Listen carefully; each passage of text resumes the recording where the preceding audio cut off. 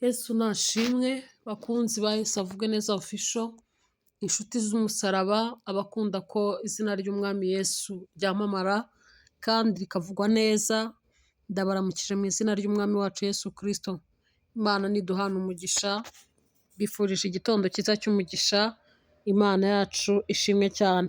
Imana yacu ihora ariyo kwizerwa kandi igihe icyo ari cyo cyose tuyibanje imbere, ibyacu bibasha kugenda neza kuko ari Imana ibasha guhira imigambi yacu.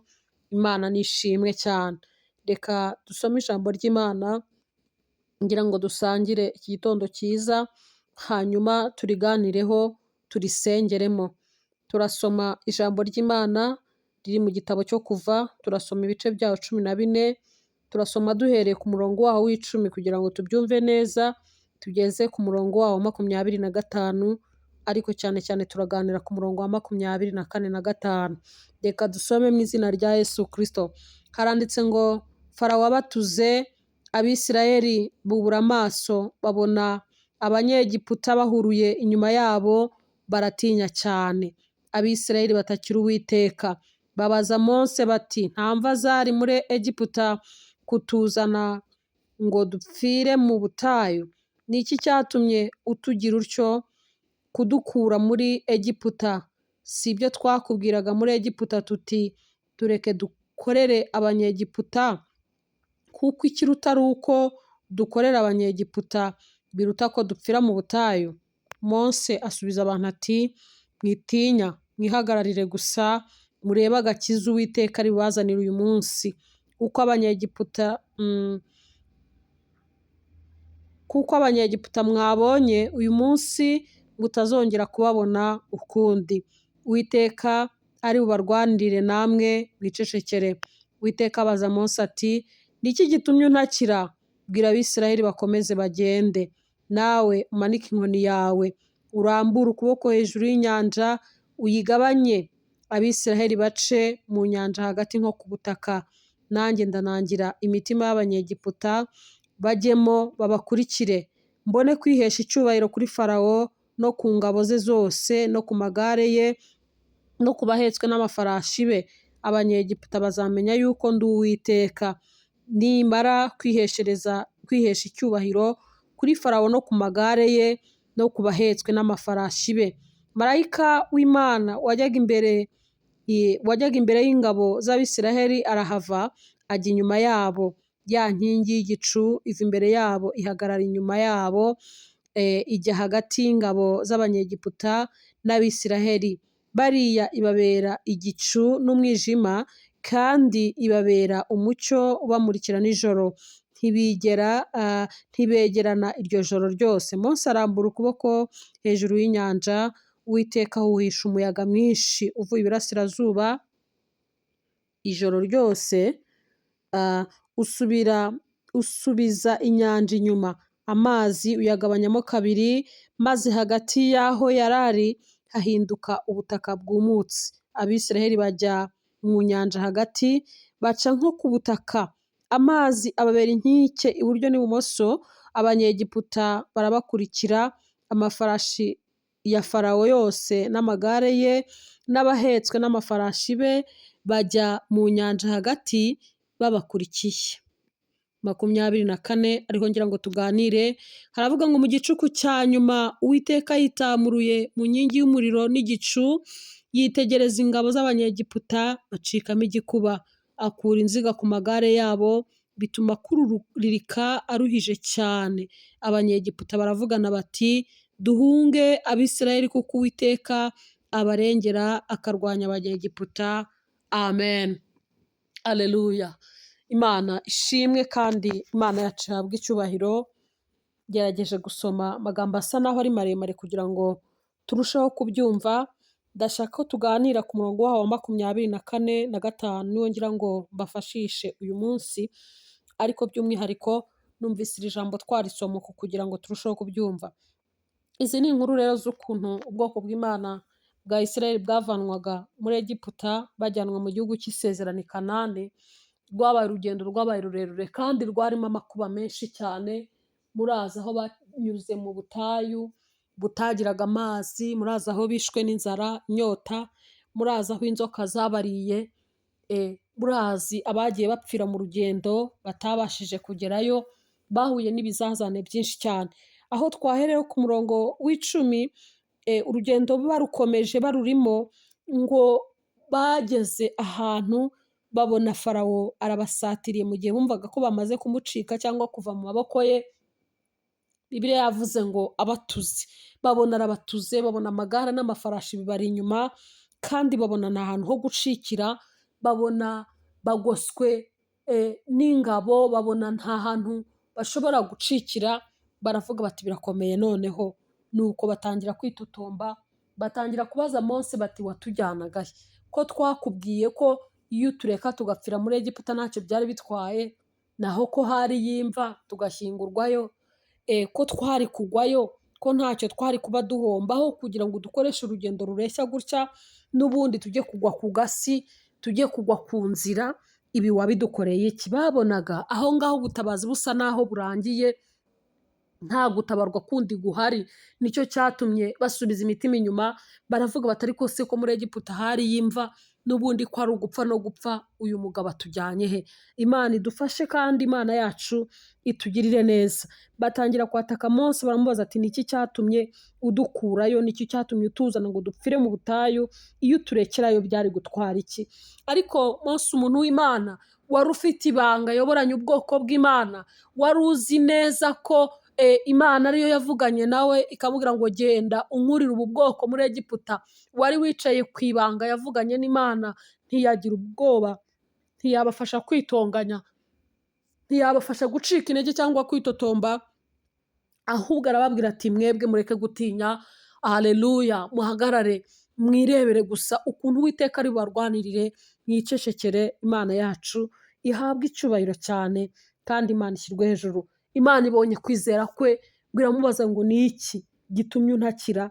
Ubaye iki? Ufite bwoba ki? Nuko Imana ihita imurangira rero aho ubutabazi buri buve, iramubaza ngo afite iki? Aravuga ati ni inkoni yonyine. Iramubwira ngo narambure hejuru y'inyanja, hanyuma Imana igira icyo ikora. Imana ishimwe cyane. Mose niko kumvira ijwi ry'Imana, arambura inkoni, nuko ngo inyanja ihita icikamo inzira, haboneka ubutaka, Abisiraheli bambuka nk'abari kuca ku butaka bwumutse. Imana ishimwe cyane.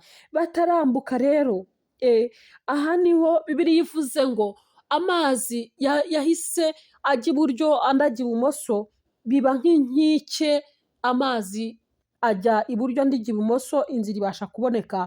Ngo ariko Abanyegiputa ntibashirwa n'ubundi, barushaho gukurikira, baravuga bati nubwo hacitsemo inzira, natwe tugiye kubakurikira, natwe tujyemo, natwe turebe ko twacamo tukabashyikira, nta mpamvu n'imwe yatuma baducika, aho baciye natwe turabasha kuhaca.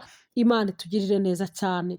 Nuko ngo Abanyegiputa baravuga bati reka dushoremo amagare, twinjiremo, dukurikire ubu bwoko butaducika, butadusuzugura, bukabona ko ahari tunaniwe cyangwa dutsinzwe, ahubwo reka tubakurikire. Nuko ngo birohamo. Imana itugirire neza cyane. Ariko ijambo numvise twaganira riravuze ngo mu gicuku cya nyuma Uwiteka yitamururiye mu nkingi y'umuriro n'igicu, ngo yitegereze ingabo z'Abanyegiputa, ngo nuko bacikamo igikuba. Aleluya. Ijisho rye gusa, igitsure cye gusa ngo cyarabarebye, ijisho rye yararibarebanye ry'Uwiteka, ribareba rifite imbaraga, ribareba rifite igitinyiro, ribarebana gukangara no gukubita no gucyaha agasuzuguro kabo. Ngo nuko ngo Uwiteka abarebye igitsure gusa, ngo nuko bacikamo igikuba. Ngo byatumye amagare yabo akururika biruhanyije, birabananira, barwana nayo birabananira. Ya nyanja niko yahise yifunga, inzira irabura, barayibura. Niko bari bari mu mwijima, batabona imbere batabona inyuma, nuko birabayobera. Ngo bareba ukuntu bavamo biranga, bakurura amagare biranga. Nuko Uwiteka yari yamaze gukuraho inziga, ijisho rye ryabarebye igitsure, barakangarana bagira ubwoba, birabacanga birabayobera. Ariko hari icyo yari agiye gukora nk'uko yari yarabigambiriye kera, kuko yashakaga guca agasuzuguro hagati y'Abanyegiputa n'Abisiraheli. Imana ishimwe cyane. Nuko ngo amagare akururitse bigoranye, batangira kubwirana bati nimureke duhunge Abisiraheli, kuko Imana yabo ibarengera ikarwanya Abanyegiputa. Batekereje guhunga ariko bitagishobotse, ahari baravuga bati mureke dukurure tuvamo dusubira inyuma, iyo twavuye kubakurikira turabona bitagishobotse, kuko twamaze kubona ko Imana yabo ibarengera ikarwanya Abanyegiputa. Bati nimureke duhunge, bakabwirana bati mureke dusubire inyuma turebe. Ariko kuko Imana, aleluya, yari yamaze kugera ku munota wa nyuma wo guhana, wo gucyaha, wo gukubita inkozi z'ibibi, Imana yarabaretse ibakunkumuriramo, bose bararangira. Imana idufashe kandi tugirire neza. Ariko Bibiliya yavuze ngo ibyo byabaye mu gicuku cya nyuma. Imana ishimwe cyane. Urugendo rwari rurerure, bari barukoze igihe kinini, bari barahuriyemo n'amakuba menshi, bari barahuriyemo n'ibirusha byinshi, bari barahuriyemo n'ibyabagoye by'uburyo butari bumwe, ariko hari igicuku cya nyuma. Haleluya! Iki gicuku cya nyuma hari ibindi bicuku byakibanjirije. Iki gicuku cya nyuma hari ayandi majoro yakibanjirije, ariko iki gicuku cya nyuma nicyo Uwiteka yari bukoreremo, nicyo yarebeyemo igitsure ingabo z'Abanyegiputa kugira ngo atabare ubwoko bwe. Imana ntihabwe icyubahiro cyane. Hari igihe waba waragiye uhura n'amajoro menshi, waba warahuye n'ibicuku bitandukanye, Imana ishimwe cyane, ariko isaha y'Imana igeze haboneka igicuku kidasanzwe, haboneka igihe cyo gukora kw'Imana kidasanzwe, haboneka igihe Imana ireberamo igitsure ingabo zikwirukaho, ziguhiga ku manywa na nijoro, zigushakisha ku manywa na nijoro. Haboneka ijoro ridasanzwe, haboneka igicuku kidasanzwe, Imana itegekeramo ibikwirukaho ngo bikureke. Imana ishimwe cyane. Ijambo ry'Imana ryarambwiye ngo gucyaha k'Uwiteka ngo kwatumye amagare n'ingabo bya Farawo byose ngo bisinzirira guhwera. Imana ishimwe cyane. Kandi ni ukuri, umuvu w'amazi menshi n'umuraba ukomeye w'inyanja, Uwiteka uri hejuru abirusha imbaraga. Niyo mpamvu abasha guca inzira n'aho itariri, niyo mpamvu abasha gukingura n'ahantu hari hakinze, niyo mpamvu abasha guharura inzira mu butayu no mu kidaturwa. Ariko birasaba ngo igicuku cya nyuma kigere, birasaba ngo isaha igere, birasaba ngo igihe cyo gukora kw'Imana kigere.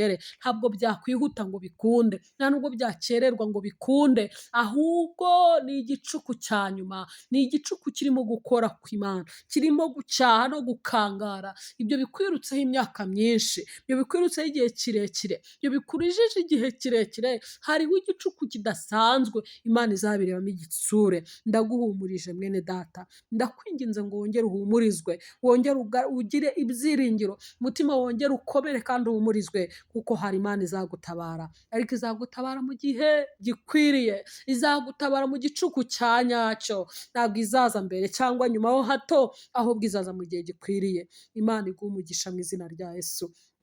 Umvaga ari iryo jambo nagufashisha, ariko wongere uvuge ngo mu gicuku cya nyuma Imana niza ntizaceceka, mu gicuku cya nyuma niza kumpoza nta bizongera kundiza, mu gicuku cya nyuma niza nihumure nzarikenyera ngitere nk'umwambaro, mu gicuku cya nyuma hazabaho ubutabazi kuri ibi ngibi birimo kundushya, birimo kundiza, hazabaho igicuku kidasanzwe. Imana ishimwe cyane. Imana iguhe umugisha rero kunkurikira muri iki gitondo no kumva ijambo ry'Imana. Ndakwinginze ngo wongere uhumurizwe. Ntabwo nzi ibiri kukuriza, ntabwo nzi ibikugoye n'ibikuruhije, ariko icyo nzi ni kimwe, ni uko hazabaho igicuku Uwiteka azakoreramo, kandi nawe uzaba umuhamya wo kuvuga ngo niwe wantabaye. Imana ishimwe cyane. Reka dusenge Imana. Ndagushimiye Mana nziza, dushimiye ko wera kandi ukiranuka, uri umubyeyi, uri inshuti nziza itabura kuboneka mu byago no mu makuba. Ndagushimiye kubwira ijambo, hereza umugisha umuntu wese uryumvise, kandi ibiri kumuriza, ibimugoye, bimeze nk'inyanja imbere ye, haba bimeze nk'imisozi iburyo cyangwa ibumoso, bimeze nk'amagare no guhorera kwayo inyuma, uca inzira aho zitari, wugurure. Kandi Mwami unyemerere umuntu wese wumvise iri jambo, ubona ibimeze ibidashoboka imbere ye ubishobore kuko wowe ushoboye, kandi umurwanire umuneshereze. Ni uko haze kwifuza ku mitima ya bene data mu izina rya Yesu Kristo, kandi umwuka w'Uwiteka atanga ihumure ku bantu baguye umwuma muri iyi minsi imeze gutya. Ndagushimiye wa wera we, izina ryawe rihimbazwe none n'ibihe byose mu izina rya Yesu Kristo, amen. Imana iguhe umugisha kandi umunsi ukubere mwiza, Imana iguhe kwaguka kandi nukomanga ukingurirwe mu izina rya Yesu Kristo, amen, amen.